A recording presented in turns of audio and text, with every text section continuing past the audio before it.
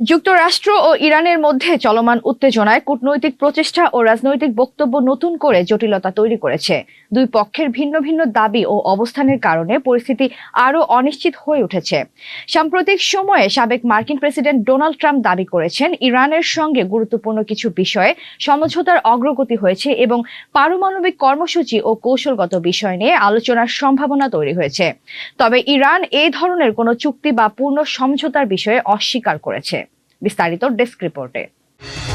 ঘরে বা ইন্ডাস্ট্রিতে মেগনা স্টার কেবলস, বিশুদ্ধ কপারের নিরাপদ কেবলস, আপনার নিরাপত্তার সঙ্গী।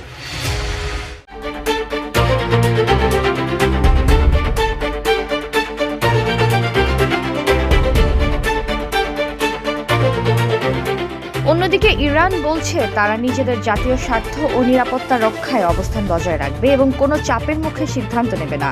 পারমাণবিক কর্মসূচি নিয়ে দীর্ঘদিনের বিরোধী এই উত্তেজনার মূল কেন্দ্রবিন্দু।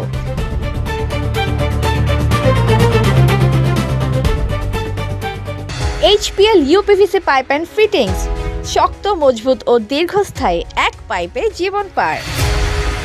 সাম্প্রতিক কূটনৈতিক আলোচনায় কিছু অগ্রগতির ইঙ্গিত থাকলেও বাস্তব চুক্তির বিষয়ে এখনও বড় ধরনের মতপার্থক্য রয়ে গেছে। বিশেষ করে নিষেধাজ্ঞা, পারমাণবিক কার্যক্রম এবং আঞ্চলিক নিরাপত্তা ইস্যুতে দুই পক্ষই কঠোর অবস্থানে রয়েছে।